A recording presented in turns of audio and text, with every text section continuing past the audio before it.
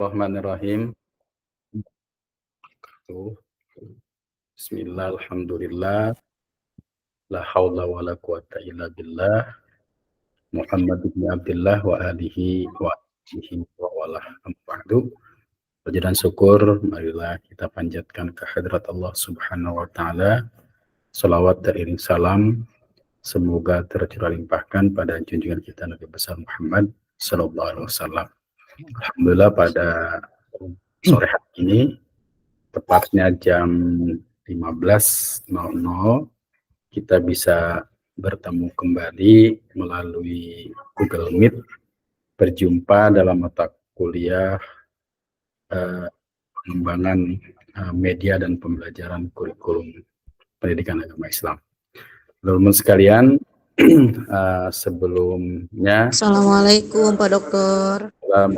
Selamat bergabung Ibu Sahroh ya. Sebelumnya mari sama-sama kita awali pertemuan ini dengan membaca basmalah. Bismillahirrahmanirrahim. Selanjutnya rekan-rekan sekalian, teman-teman, sekarang kita sebenarnya di kelas B ini ya, ini sudah masuk fase yang paling cepat ya. Artinya kelas-kelas lain belum belum sampai ke materi ini, tapi alhamdulillah kelas ini sudah. Namun mungkin dalam online ini ya, dalam materi ini banyak juga rekan-rekan yang memang belum mengisi kehadirannya pada nanti, seperti misalkan pertemuan yang kemarin ya tentang andragogi itu baru 19 orang yang mengisi, dan memang sengaja belum saya berikan penilaian ya, karena memang saya berharap rekan-rekan yang lainnya masih mengisi kehadiran. Ini ada 13 yang ditugaskan tidak mengisi kehadiran. Kemudian juga demikian juga pada pertemuan yang lain ya, yang lainnya ini masih sama, banyak sekali rekan-rekan ini yang memang ada yang belum mengisi kehadiran. Nah, sekarang ini kita masuk materi yang ke-11 ya. Kalau ke-10 kemarin, maka kita akan masuki materi yang ke-11 ya. Ke-11 materi kita dari pertemuan ke-11. Materi kita ini nanti tentang permainan edukatif ya sebenarnya. Permainan edukatif dalam pembelajaran PAI. Edukatif dalam pembelajaran PAI. Nah, ini saya sudah buatkan temanya, tinggal saya kehadiran ya. Tinggal saya memberikan kehadiran kepada rekan-rekan. Nah, nanti tolong kehadiran ini diisi ya, diisi. Nah, dari dalam pembelajaran tema yang sekarang ini, kita belajar tentang permainan edukatif dalam pembelajaran PAI. Nah, kita ada totalnya 32 ya. Nanti silakan teman-teman untuk mengisi, dan saya kasih batas waktu ini biasanya ada tenggat ya. Tenggatnya itu tanggal berapa sekarang, tanggal 21, jamnya jam 17 lah. Nah, jadi kalau lewat dari jam 17 nanti dianggap terlambat, tidak mengikuti kehadiran. Nah, kemudian selebihnya ini kita masih ada 3 orang yang hadir, baru ada 3 orang. Nah, yang lain mungkin akan bertambah.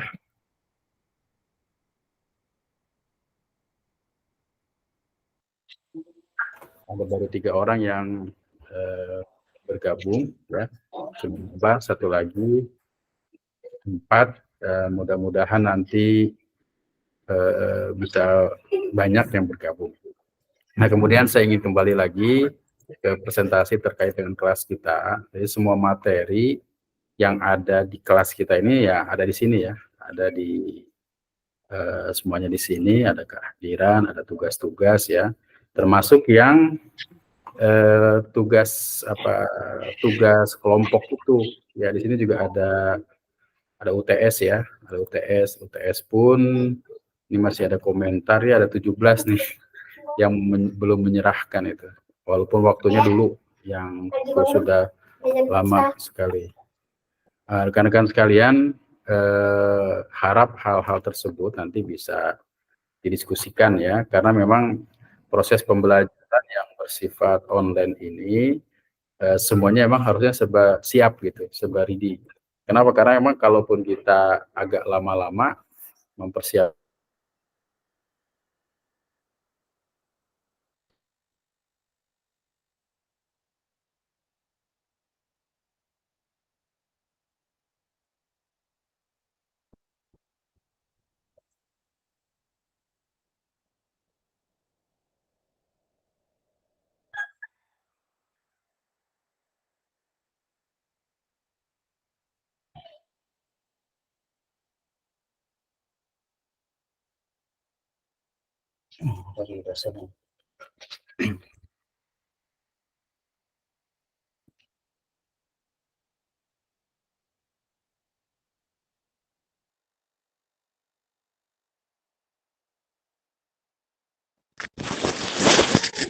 Sepertinya Pak Dokter keluar ya.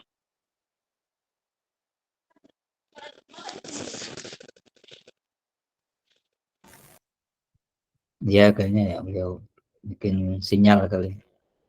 Iya.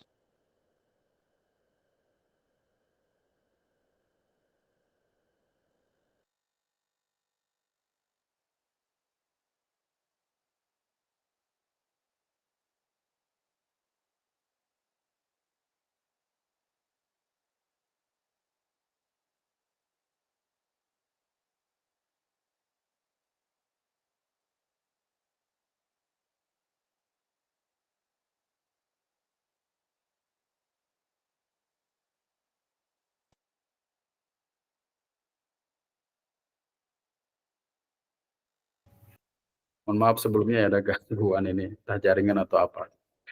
Nggak bisa dengar suara saya ya? Sudah Pak. Ya, mohon maaf sebelumnya.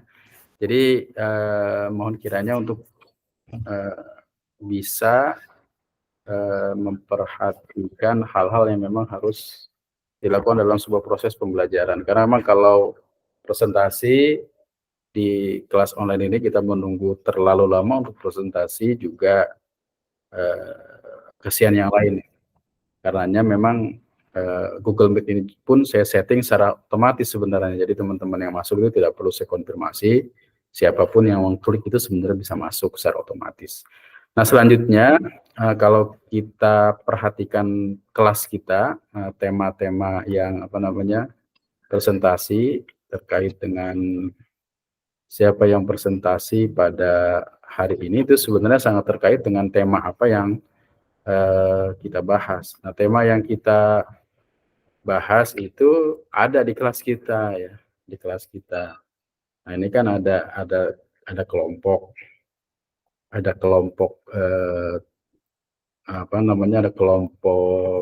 materi yang presentasi dan kelompok materi yang menyampaikan atau terkait dengan tugas yang disampaikan pada saat presentasi.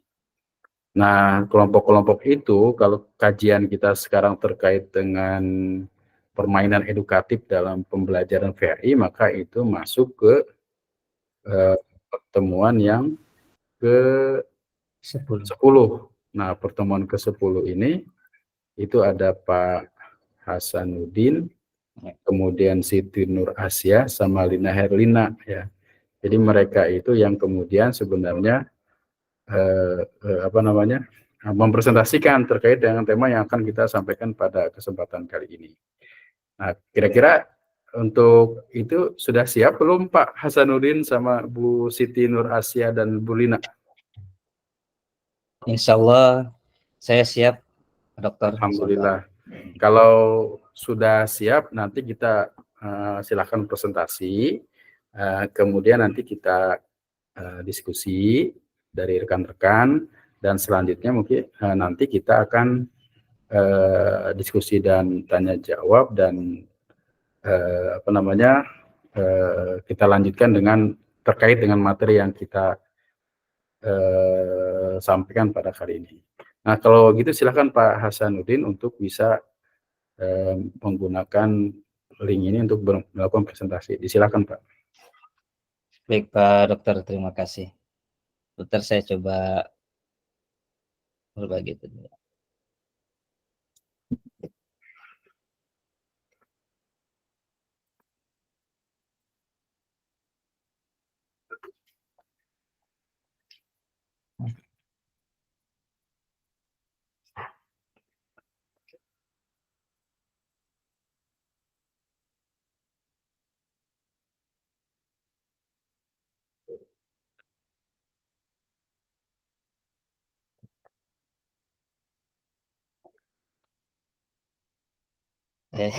Kok malah ini ya? Ya. Maaf salah. Ya nggak apa-apa, tenang aja. Saya tutup dulu.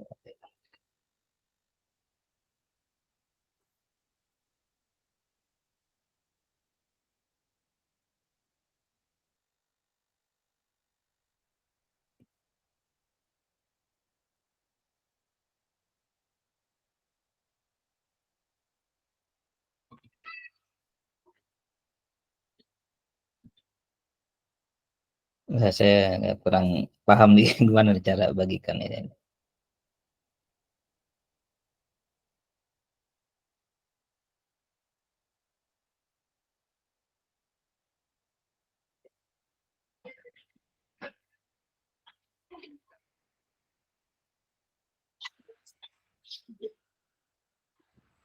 Mohon maaf Pak Dokter. Kalau untuk membagikan pilih mana ya? Jendela atau seluruh layar?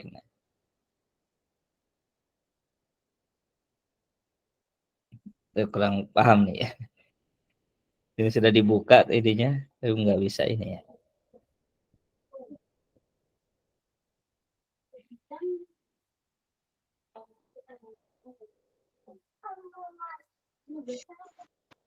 Itu kan ada tanda panah ke atas ya Pak?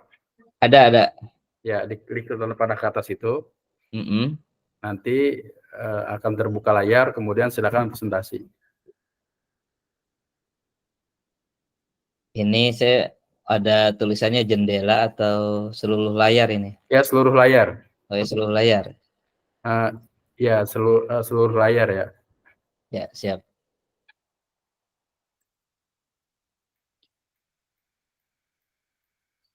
Nah, ya.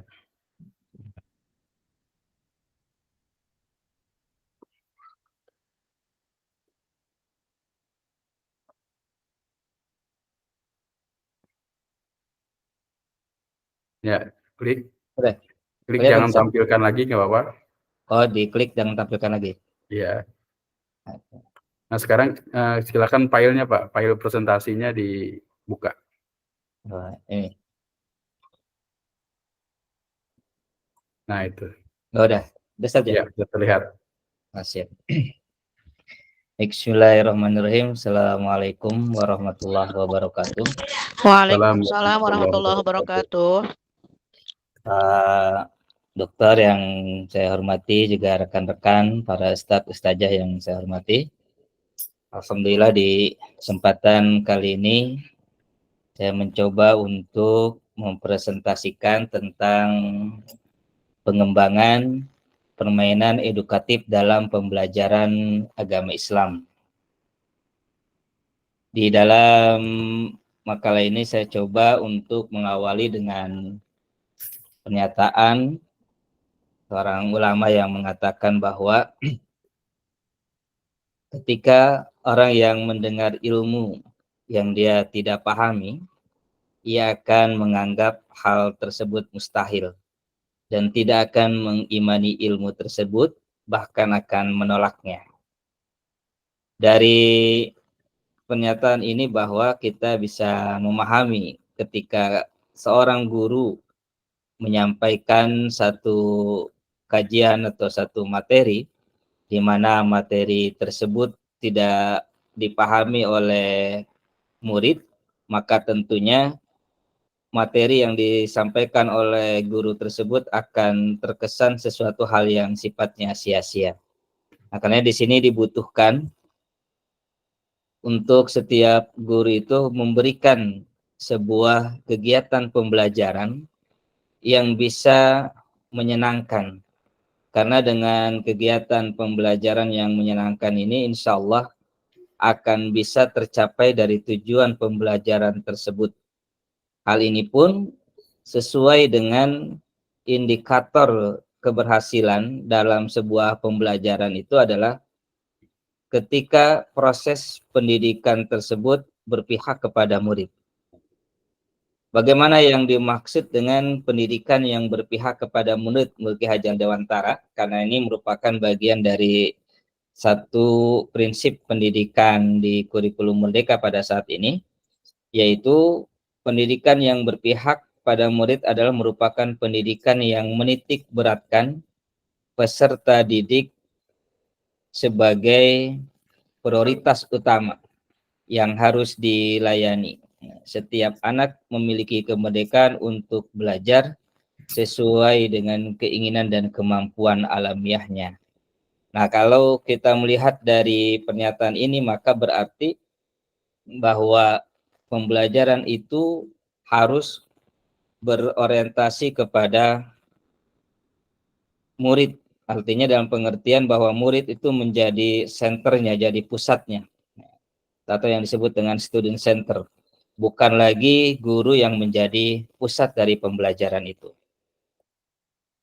Nah, dengan demikian, maka berarti setiap guru harus memiliki strategi pembelajaran yang menyenangkan, di mana dengan strategi pembelajaran itu sendiri bisa dimaknai sebagai cara atau upaya seorang guru untuk mengorganisir kegiatan pembelajaran. Artinya bahwa strategi dalam pembelajaran itu adalah cara atau upaya seorang guru untuk mengorganisir, sehingga dengan kemampuan mengorganisir seorang guru, dia bisa melakukan satu bentuk pengelolaan yang baik, mampu memanajemen kelas dan murid, sehingga dengan itu tujuan pembelajaran akan tercapai.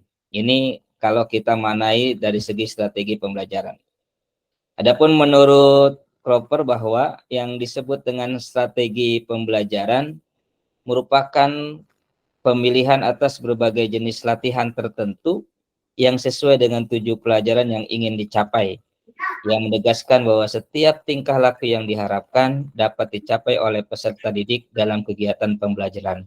Maka dengan memahami ini berarti setiap guru harus mampu memiliki strategi pembelajaran, yaitu satu upaya mengorganisasi kelas maupun murid sehingga dia bisa melakukan hal-hal yang terbaik dalam kegiatan pembelajaran tadi, sehingga murid bisa memahami apa yang ingin dicapai dalam pembelajaran tersebut. Di antara strategi-strategi pembelajaran yang mungkin bisa kita lakukan adalah dengan menerapkan berbagai macam bentuk permainan edukatif dalam pembelajaran.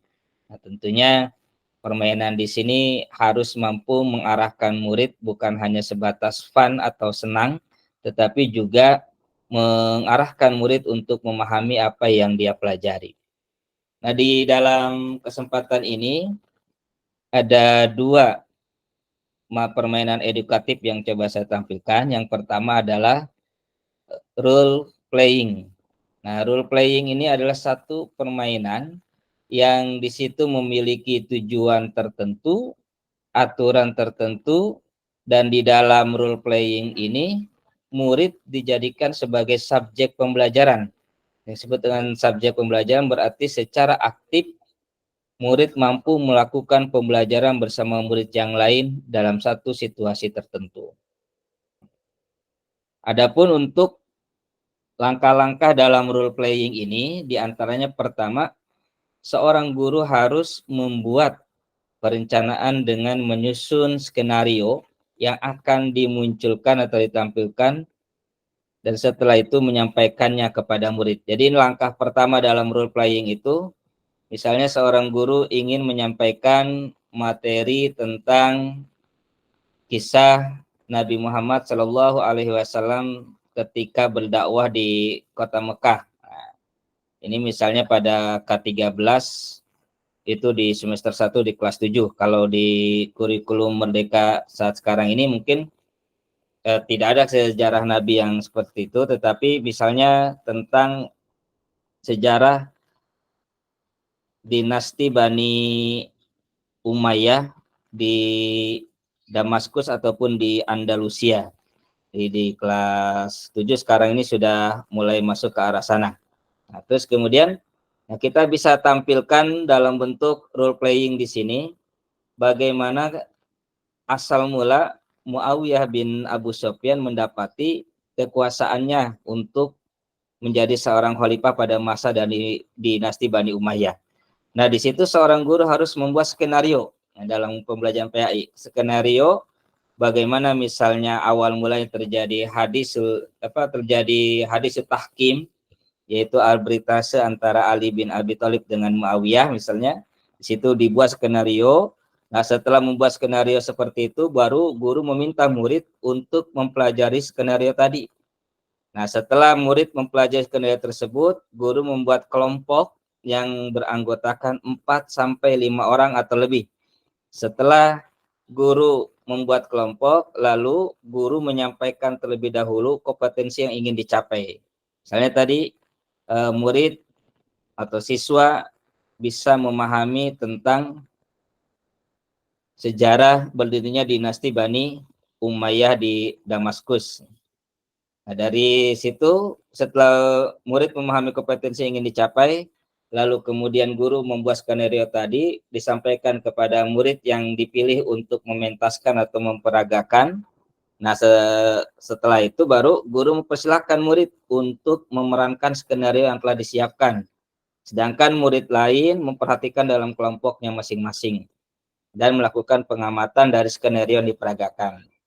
Setelah itu guru memberikan kesempatan kepada murid-murid untuk membahas tentang peragaan skenario yang dipentaskan pada lembar kerja yang disediakan, dan murid menyampaikan hasil kesimpulan pembahasan yang mereka lakukan. Baru setelah murid menyampaikan hasil dalam pengertian, murid bisa menilai terhadap apa yang dipentaskan oleh temannya, apakah nilainya itu baik dan lain sebagainya, serta mampu mengkritisi. Jadi melalui role playing ini, murid juga belajar bernalar kritis, dan juga murid belajar untuk mengobservasi apa yang dilakukan oleh teman. Nah, baru setelah itu guru memberikan kesimpulan secara umum dan evaluasi serta penutup. Nah, pada pelajaran materi PAI yang mungkin bisa menggunakan strategi ini, bisa tadi dengan sejarah para nabi, ya kalau masih menggunakan K13 di kelas 7 misalnya tentang turunnya wahyu kepada nabi, hijrahnya Nabi Muhammad ke Madinah dan lain sebagainya. Kalau di kurikulum Merdeka misalnya tadi di kelas 7 adanya sejarah dinasti Bani Umayyah, terbentuk awal mulanya dan sebagainya. Ataupun juga bisa kita dalam materi pelajaran PAI ini tentang praktek sholat jamaah dan qashar. Nah, ini di K13 ataupun di kurikulum Merdeka, praktek jamaah dan qashar ini sudah ada. Nah, murid bisa kita minta untuk membuat seperti role playing ini, ada yang mementaskan, kemudian ada yang mengamati, mengobservasi dari pementasan tersebut, setelah menganalisa dari hasil pementasan yang diperagakan oleh teman-temannya. Kemudian yang kedua adalah snowball throwing. Snowball throwing adalah strategi yang menggunakan bola-bola kertas yang digulung bulat-bulat yang berisi pertanyaan-pertanyaan, kemudian dilempar secara bergiliran antar sesama kelompok. Ini disebut dengan snowball ya, mungkin seperti ya bola-bola salju lah mungkin maksudnya begitu. Nah, metode ini merupakan salah satu strategi pendekatan contextual learning atau CTL. Strategi ini bisa digunakan pada materi yang sulit kepada murid seperti materi-materi tajwid ya kalau dalam pelajaran PAI.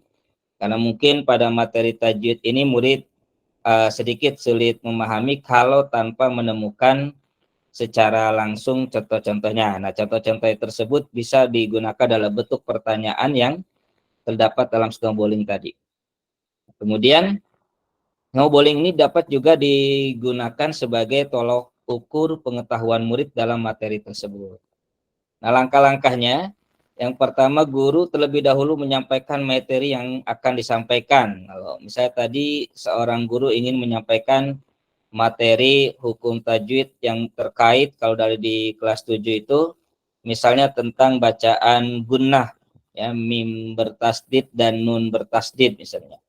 Nah, ini bisa disampaikan dulu materi yang akan disampaikan, kemudian membentuk kelompok, menyampaikan materi yang akan disampaikan, kemudian membentuk kelompok. Setelah itu meminta dari masing-masing ketua kelompok itu untuk maju ke depan guru, diberikan penjelasan secara detail masing-masing ketua kelompok tadi, kemudian contoh-contohnya dan lain sebagainya, sampai setiap ketua kelompok itu memahami materi yang disampaikan. Kemudian ketua kelompok menjelaskan, mereka kembali kepada kelompoknya, menjelaskan kepada rekan kelompoknya tentang materi yang telah dijelaskan oleh guru tadi. Nah, setelah itu setiap murid diberi kertas lembar oleh guru untuk ditulis di kertas tersebut pertanyaan-pertanyaan terkait dengan materi yang telah disampaikan. Kemudian murid membentuk kertas tersebut seperti bola dan melemparnya ke murid lain. Nah, setelah dilempar, maka setiap murid yang menerima kertas tersebut diberi kesempatan untuk menjawab pertanyaan-pertanyaan tadi, dan maka dengan demikian setiap murid bisa memahami materi yang tadi telah disampaikan dengan dalam bentuk menganalisa menjawab pertanyaan-pertanyaan yang diberikan oleh rekan-rekannya. Nah, di sini juga akan terlihat bahwasanya murid bisa terlibat aktif dalam kegiatan pembelajaran. Nah, kemudian setelah itu terakhir guru mengevaluasi dan menutup pelajaran. Nah, sebenarnya masih banyak permainan-permainan yang bisa dilakukan dalam pembelajaran, tetapi dalam kesempatan ini saya hanya mengungkapkan 2 saja, yaitu role playing dan snowball throwing. Demikian, terima kasih atas perhatiannya Pak Dokter dan Ustadz-Ustadzah yang lain. Mohon kritik dan sarannya yang bisa saya lakukan sebagai sebuah perbaikan di materi kali ini. Assalamualaikum warahmatullahi wabarakatuh. Waalaikumsalam warahmatullahi wabarakatuh. Terima kasih Pak Hasanuddin sudah mempresentasikan terkait dengan bermain, ya, metode bermain sebagai sebuah metode yang menyenangkan dalam proses pembelajaran PAI. Mungkin dari rekan-rekan ada yang mau presentasi lagi, karena memang yang kebagian dengan tema ini ada 3 orang ya, Pak Hasanuddin dengan tadi yang saya sebutkan. Ada lagi mungkin yang lain mau presentasikan? Oh, tidak ada ya. Tidak ada, berarti nanti kita bahas dulu aja yang tadi disampaikan oleh Pak Hasanuddin. Ada pertanyaan mungkin dari rekan-rekan yang lain terkait dengan materi tadi disampaikan? Silahkan kalau ada. Ya, jadi belum ada ya yang mau menyampaikan materi, tapi saya sedikit juga menyampaikan apa yang disampaikan oleh pemateri, oleh Pak Hasanuddin terkait dengan metode permainan ya, yang menyenangkan, metode edukasi, permainan edukasi dalam proses pembelajaran PAI. Yang harus kita perhatikan dalam proses pembelajaran itu adalah etika yang pertama ya. Jadi proses pembelajaran dalam bentuk permainan itu juga harus memperhatikan nilai-nilai etika atau nilai-nilai akhlak ya dalam pelajaran PA itu yang diperhatikan. Karena memang dalam proses permainan yang digunakan jangan sampai menimbulkan kesan yang tidak baik kepada peserta didik. Yang kedua yang harus diperhatikan adalah tujuan dari proses pembelajaran yang kita lakukan. Dalam pendidikan Islam itu hasil itu bukan segala-galanya, tapi proses pembelajaran itu adalah sesuatu yang perlu dan sangat penting. Jadi berorientasi pada proses, bukan berorientasi pada akhir atau nilai akhir saja. Karena itu salah satu prosesnya adalah bagaimana mewujudkan pengalaman kepada peserta didik. Nah, pengalaman ini akan muncul di mana ada kesan yang tidak biasa yang muncul di situ, ya.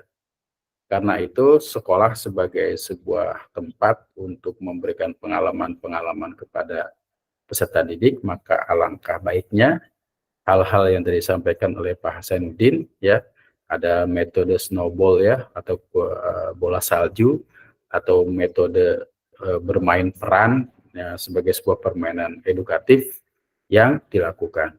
Apa tujuannya? Ya, salah satu tujuannya adalah agar berkesan kepada peserta didik itu, ya, bahwa dia ketika mempelajari pendidikan agama Islam itu tidak hanya bersifat dogma saja, tapi juga bersifat hal-hal yang menyenangkan, dan tidak terasa nilai-nilai tersebut juga akan dipahami oleh peserta didik. Nah, kemudian juga hal-hal yang harus diperhatikan juga dalam proses pembelajaran yang melibatkan dengan model permainan ini adalah yang harus kita perhatikan adalah memang kurikulum pembelajaran kita di dalam PAI itu, di dalam PAI baik di sekolah ataupun di madrasah itu memang menyangkut ada beberapa unsur, ya. Ada akidah akhlak, ada Al-Quran hadis untuk di madrasah itu, ya, ada sejarah kebudayaan Islam, dan ada fikih. Ya, tapi kalau bahasa Arab itu bukan rumpun dari PAI karena dia rumpun bahasa. Demikian juga di sekolah, di SD, SMP, SMA, itu juga ada hal-hal itu, ada akidahnya, ada sejarahnya, ada fikihnya, ada ada akidahnya, ada Qur'annya dan hadisnya, sejarahnya, dan 4 pelajaran itu, ya, akidah, sejarah, fikih, dan akidah, sejarah, fikih, Qur'annya. Nah, karena itu bedanya adalah kalau di sekolah itu memang terintegrasi dalam satu pelajaran yang disebut dengan PAI, dan pembelajaran pun memang tadi disampaikan oleh Pak Hasanuddin itu memang berorientasi pada memperhatikan peserta didik. Jadi bagaimana caranya dengan menggunakan permainan-permainan edukatif tersebut, guru itu tidak terlalu lelah, gitu, ya, tidak terlalu capek, tidak terlalu lelah dalam belajar, apalagi satu hari dia bisa mengajar 4 kelas, satu kelasnya 3 jam, itu kan sebuah proses yang sangat melelahkan. Tapi kalau memang menggunakan metode-metode edukatif, permainan itu, yaitu menjadi sebuah proses yang menyenangkan. Jadi proses pembelajaran pun diawali dari pembukaannya, misalkan hal-hal yang menyenangkan, ya, menggunakan ice breaking, setelah situasi kelas dikuasai oleh guru, baru kemudian guru menyampaikan materi. Menyampaikan materi pun secara demokratis, ya, itu harus diperhatikan peserta didik. Mengingat dalam pelajaran pendidikan agama Islam itu kan kalau masuk wilayah fikih itu banyak perdebatan-perdebatan di situ, banyak kelompok-kelompok, ya, yang sesuai dengan pahamnya masing-masing. Nah, karena itu adalah sebagai wujud keragaman dari peserta didik. Karena sebagai wujud keragaman dari peserta didik, maka kemudian seorang guru PAI tentunya harus memperhatikan bagaimana keragaman itu menjadi sesuatu yang menyenangkan, ya, bukan sebaliknya menjadi sesuatu yang membuat keresahan di dalam kelas, gitu. Nah, ini harus diramu secara baik oleh seorang guru sehingga permainan-permainan edukatif yang diberikan itu bisa membantu peserta didik itu menjadi bahagia, gitu kan. Sekarang kan kalau peserta didik kita ini kelihatannya kurang bahagia, ya, karena memang proses pembelajaran yang dilakukannya mulai dari pagi sekali pulang sore sekali, gitu kan. di tengah-tengah mereka terpenuhi nggak kebutuhan makannya misalkan, itu kan juga harus menjadi satu bagian yang tidak terpisahkan. Nah karena itu bagaimana di kelas itu dijadikan sebuah proses yang menyenangkan, bukan sebuah proses yang sebaliknya. Maka ini adalah sebuah tantangan juga bagi seorang pendidik. Dan sekarang kita sudah masuk orientasi pembelajaran yang menyenangkan gitu ya, bukan sebaliknya pembelajaran yang menyedihkan. Karena pembelajaran yang menyenangkan dalam perspektif PAI juga memandang bahwa peserta didik itu memiliki potensi atau fitrah, ya, kullu mauludin yuladu alal fitrah, punya konsep bahwa peserta didik itu punya kecerdasan yang majemuk ya, kecerdasan yang beragam, kecerdasan di mana satu sama lain tidak sama. Nah ini juga harus diolah oleh seorang pendidik sehingga menjadi sebuah permainan yang edukatif. Bagaimana permainannya itu? Nah, mewujudkan permainan itu harus dilatih sebenarnya. Harus dilatih, dan kalau kita melatihnya ada misalkan permainan ada ice breaking, penyemangat ya. Penyemangat di awal-awal atau di akhir ketika siswa sudah agak lelah belajar, itu perlu penyemangat lagi. Kemudian permainan-permainan bagaimana, sebenarnya permainan itu cukup banyak. Untuk saat ini ya kita mudah sebenarnya untuk mencari model-model permainan pembelajaran edukatif baik di media-media sosial atau di media lainnya yang kita dapatkan. Nah itu juga dijadikan acuan sebagai seorang pendidik untuk menerapkan model-model permainan seperti itu. Itu mungkin tambahan Pak Hasanuddin. Jadi rekan-rekan sekalian kalau memang ada pertanyaan silahkan ditanyakan terkait dengan materi ini. Silahkan mungkin. Bu Iro mungkin, Bu Iro Zahro ada pertanyaan Bu Iro? Pak Muhammad Mahfud, ada Pak Muhammad Mahmud? Oke, kemudian para Ibu Rahmawati Fakhruddin. Ada Ibu Rahmawati? Ya Muhammad, silakan kalau ada pertanyaan silakan. Ada Bu Irma Yanti? Iya Pak Dokter. Ya silakan. Assalamualaikum warahmatullahi wabarakatuh. Assalamualaikum warahmatullahi wabarakatuh. Jadi Pak Dokter, menanggapi yang masalah permainan itu ya, kalau untuk jenjang SD atau SMA, mereka kan biasanya lebih kritis tuh ya kalau untuk masalah hal-hal PAI. Apalagi kalau yang tadi Pak Dokter sampaikan untuk masalah fikih, yang semacam itu, kadang mungkin antara misalkan apa yang mereka terima dari lingkungan ataupun di rumah, kadang mungkin ada ya perbedaan gitu kan, apa yang disampaikan misalkan di sekolah gitu. Untuk caranya membuat permainan itu lebih seru atau lebih menarik gitu, bagaimana tuh Pak Dokter? Untuk menjelaskan atau menerangkan kepada peserta didik misalkan itu. Oke, terima kasih Bu Irma Yanti. Saya kembalikan dulu ke Pak Hasanuddin. Silakan Pak Hasanuddin untuk mengomentari dulu dari pertanyaan Bu Irma Yanti. Silakan. Baik Pak Dokter, Bu Irma. Kalau yang saya pahami terkait dengan perbedaan ya dari siswa kita, terutama karena memang PAI itu ada unsur fikihnya. Ini juga pernah saya alami ya. Nah ini ada dari yang memiliki pemahaman A, B, C, D-nya gitulah ya. Nah kalau saya lebih ketika menjelaskan hal yang seperti itu, dibawa dulu mereka kepada dasarnya dulu gitu ya. Dasar kenapa ada perbedaan tadi. Nah, baru setelah mereka diberikan pemahaman pada dasar perbedaan tadi, maka diberikan kepada mereka itu pilihan. Mereka mau memilih yang mana. Misalnya dalam konteks pelaksanaan salat tarawih, ada yang 2-3, ada yang 11 gitu ya. Nah, maka dibawa dulu pemahaman mereka kepada dasarnya. Kenapa ada perbedaan 2-3, kenapa ada perbedaan 11 rakaat dalam pelaksanaan tarawih.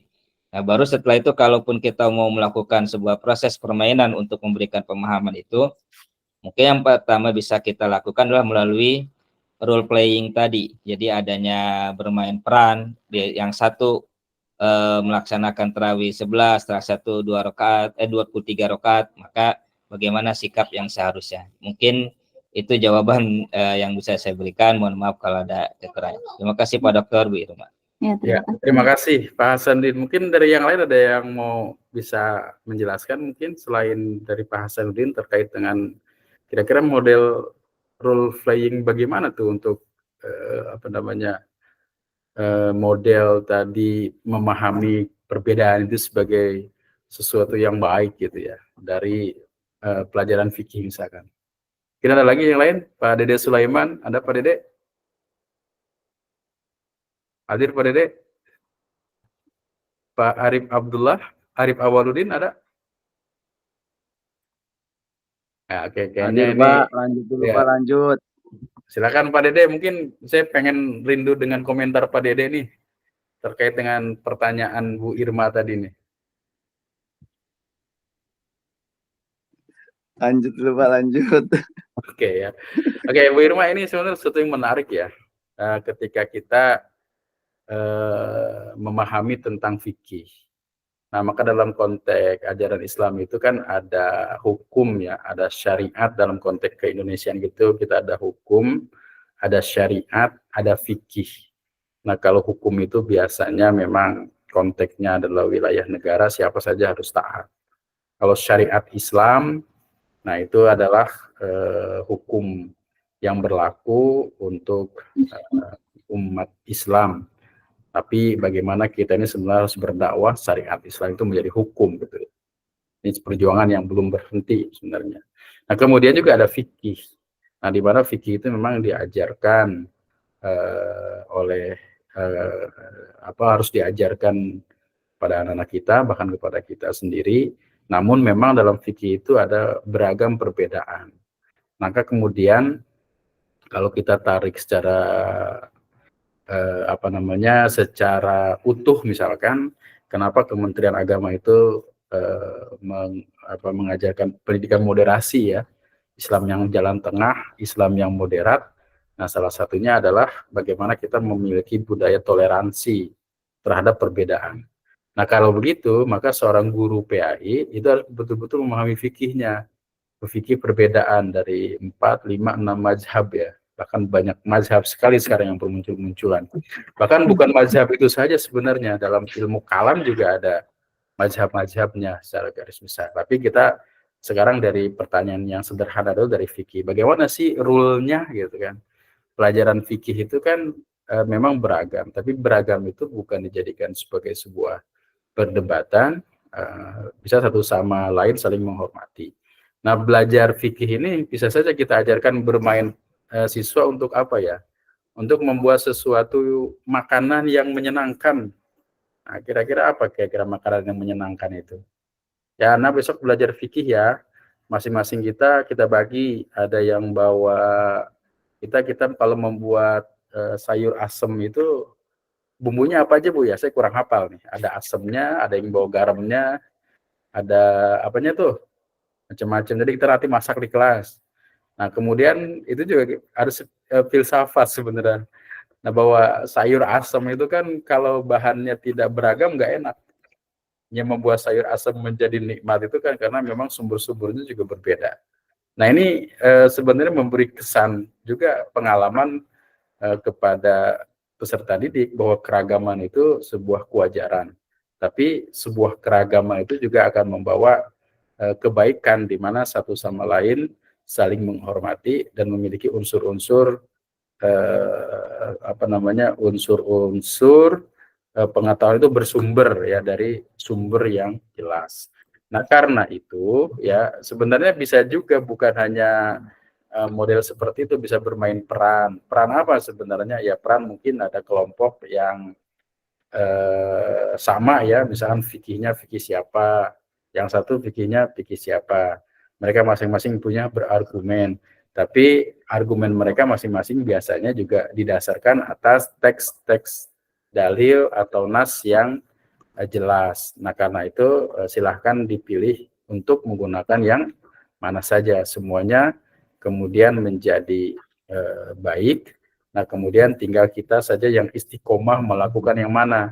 Ya, jadi kalau misalkan perbedaan dalam sholat subuh, misalkan ada yang menggunakan kunut atau tidak, maka yang tidak kunut itu juga bagus. Yang kunut juga baik, yang tidak baik yang tidak sholat, gitu kan. Nah, mungkin bisa bermain peran seperti itu mungkin.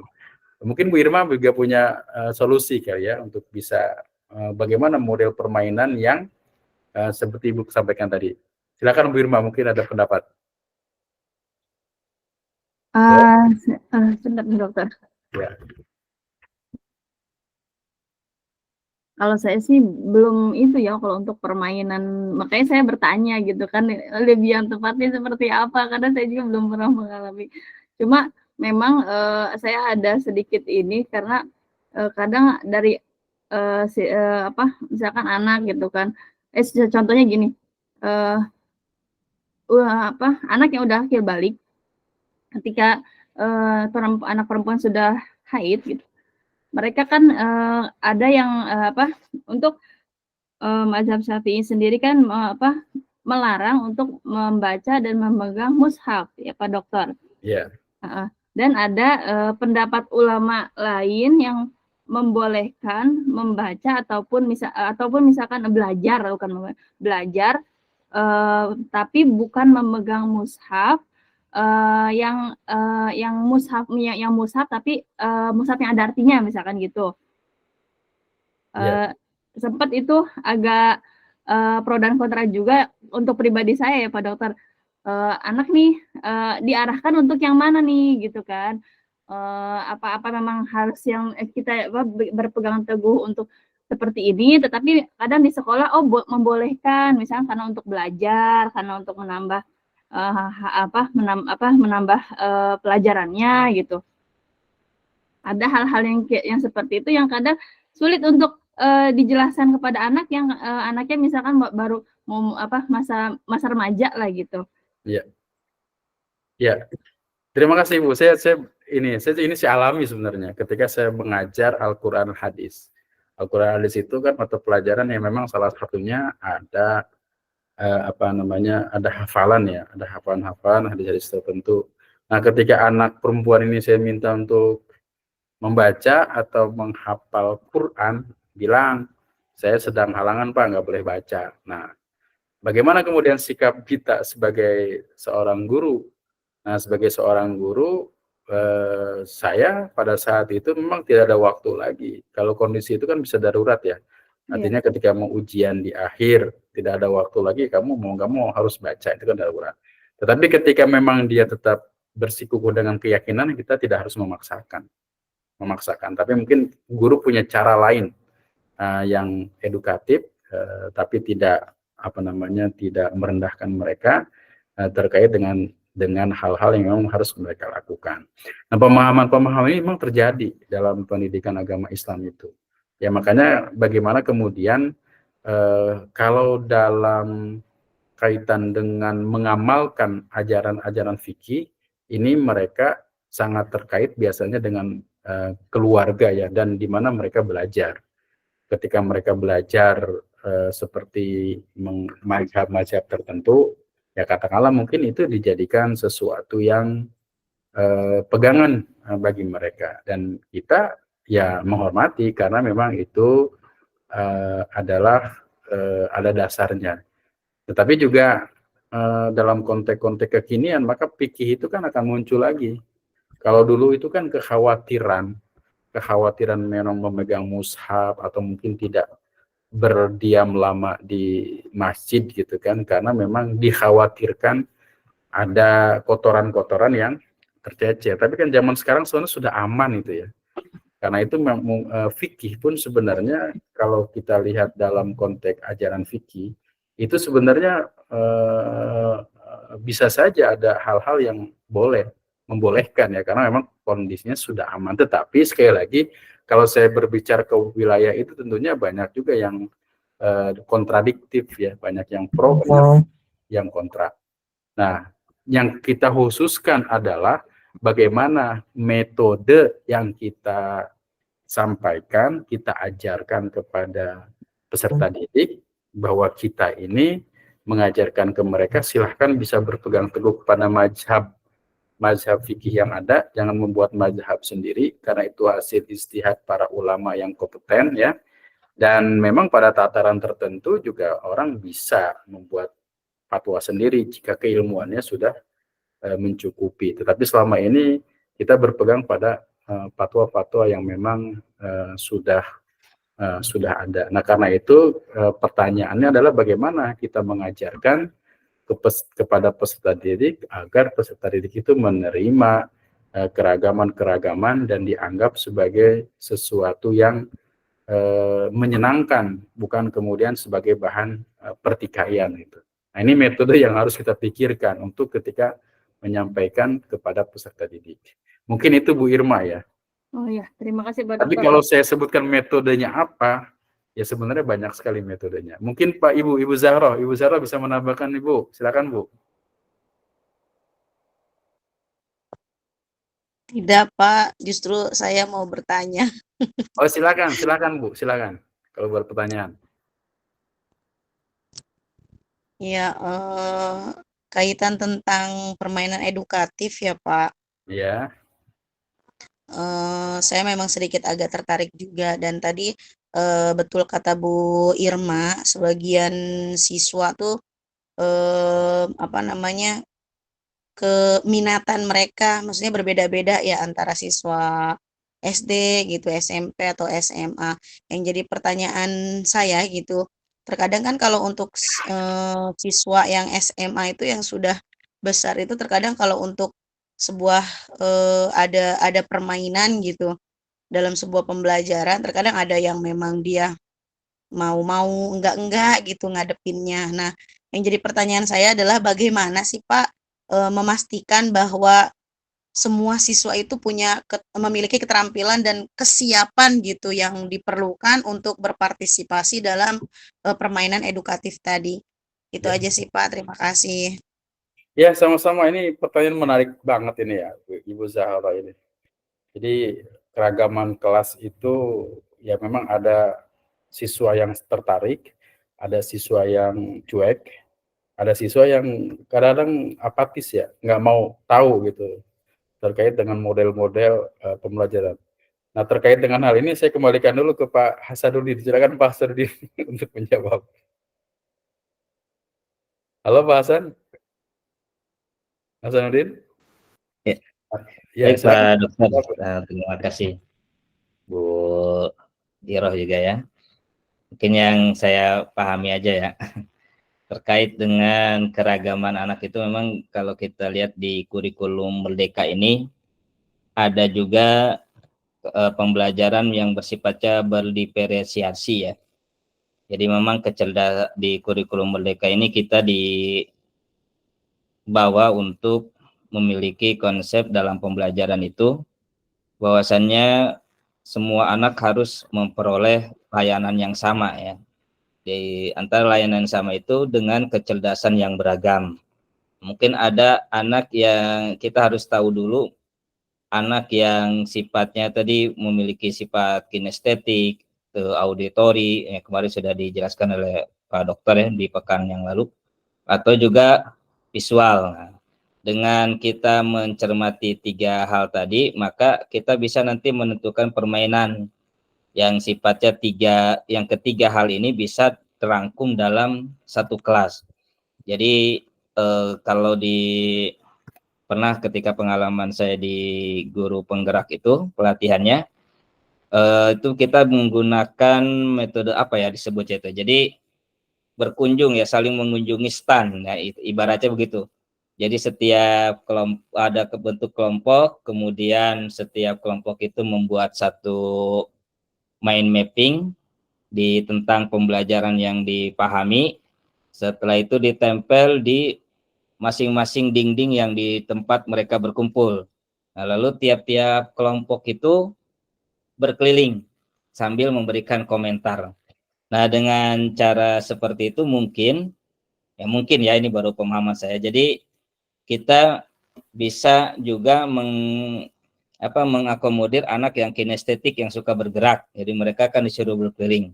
Anak yang mungkin auditori, anak yang mungkin visual, sehingga dengan demikian masing-masing anak terakomodir kebutuhannya dalam satu kegiatan pembelajaran. Nah, mungkin bisa melalui metode yang seperti itu. Apa di istilahnya itu saya lupa lagi ya.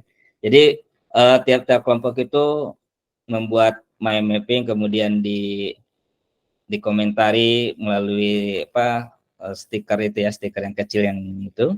Nah, kemudian setiap kelompok tadi saling berputar ya, mengelilingi tiap-tiap kelompok yang lain. Mungkin bisa seperti itu Pak Dokter. Mohon maaf kalau ada yang saya.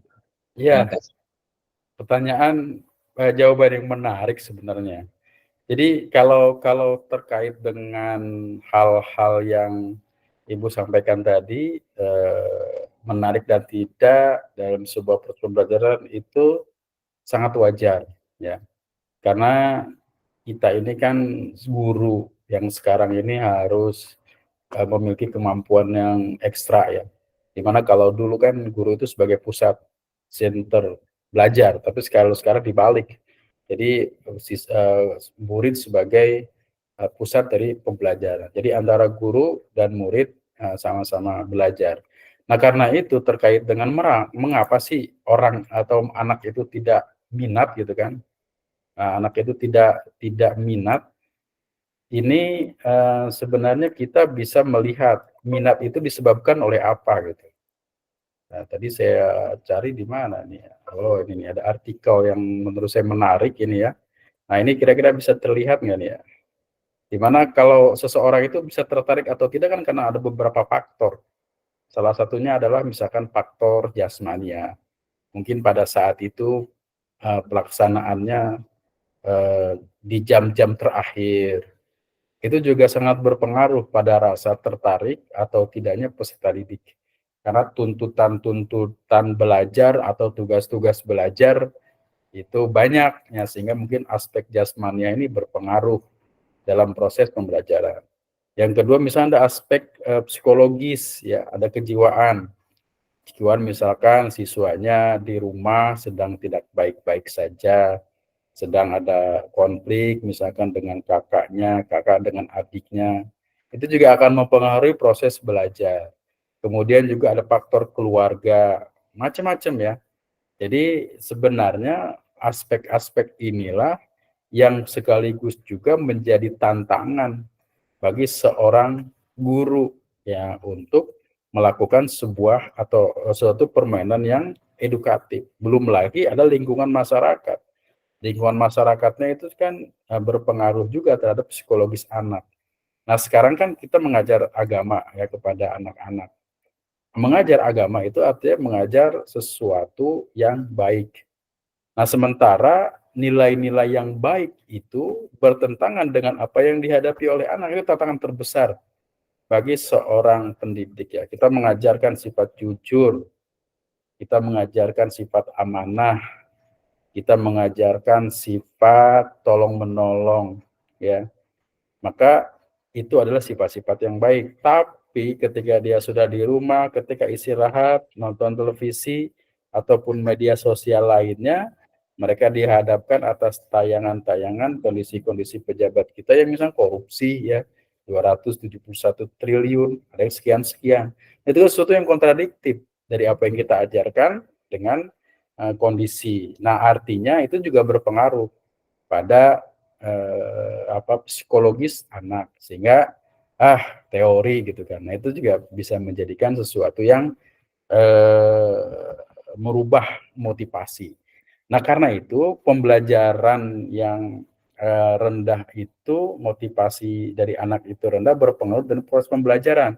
Maka kemudian apa yang dibangun oleh guru ketika mengajarkan permainan edukatif adalah yang pertama harus ada pendahuluannya dulu, jangan tiba-tiba bermain peran tanpa ada tujuan yang jelas atau pendahuluan yang jelas.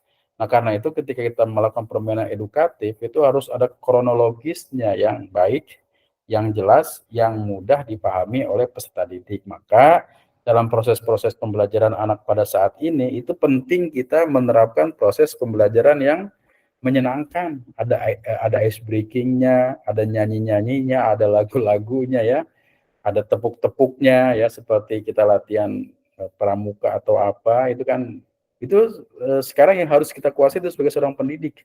Tujuannya untuk apa? Agar peserta itu punya perhatian dan bisa melupakan masalah-masalah yang ada pada dirinya ketika belajar sesuatu. Ketika belajar PAI misalkan, ya kita belajar PAI, tapi kadang-kadang anak itu kok pikirannya nggak ke PAI ya, kemana-mana gitu. Ada anak yang bengong, ketika kita menjelaskan dia masih belajar pelajaran yang lain, itu kan berarti konsentrasi mereka tidak pada apa yang kita ajarkan. Nah ini harus dibangun secara baik oleh kita agar itu tidak terjadi. Salah satunya adalah dengan menggunakan permainan edukatif. Bagaimana bentuk permainan edukatifnya, maka yang harus diperhatikan adalah apa tujuan pembelajarannya dan apa hasil dari pembelajarannya. Maka ketika kita menerapkan permainan edukatif, maka harus memahami dulu, kalau dulu itu ada silabus ya, kalau sekarang istilahnya berbeda, mungkin ada RPP, istilahnya juga berbeda saat ini dengan kurikulum merdeka. Itu loh yang harus kita pahami untuk kemudian kita mencapai tujuan pembelajaran. Mungkin itu Bu Iroh Jahroh ya, kita sama-sama belajar, saya pun sedang belajar, ya teman-teman juga sama-sama kita belajar. Mudah-mudahan di antara kita ini ada yang bisa menemukan sesuatu permainan yang bisa menggugah dan membuat anak-anak itu lebih perhatian terhadap pelajaran PAI. Ya, mudah-mudahan ya. Itu saja mungkin pertemuan kita hari ini. Ya, Pak rekan-rekan semua, Pak Hasanuddin, Bu Zahroh, Bu, Terima kasih. yang lain-lainnya. Baik, terima kasih. Ya, mudah-mudahan kita tetap belajar, tetap semangat, dan insya Allah kita akan nanti ada hal-hal yang perlu disampaikan lagi ke depan dari pembelajarannya. Mudah-mudahan teman-teman yang bertugas ya dalam sesuai dengan pembagian itu juga pada saatnya sudah siap untuk presentasi seperti pelaksanaan hari ini. Terima kasih atas perhatiannya. Mohon maaf atas segala kekurangan. Kita berdoa ya, di antara kita tadi ada saudara kita yang meninggal dan kemudian kita berdoa pada Allah, mudah-mudahan kita semua diberi keberkahan ilmu oleh Allah Subhanahu wa taala, diberi kekuatan dan ilmu yang bermanfaat dunia dan akhirat. Al-Fatihah. A'udzubillahi minasyaitonir rajim. A'udzubillahi minasyaitonir rajim. Bismillahirrahmanirrahim. Ar-Rahmanir-Rahim. Maliki yaumiddin. Terima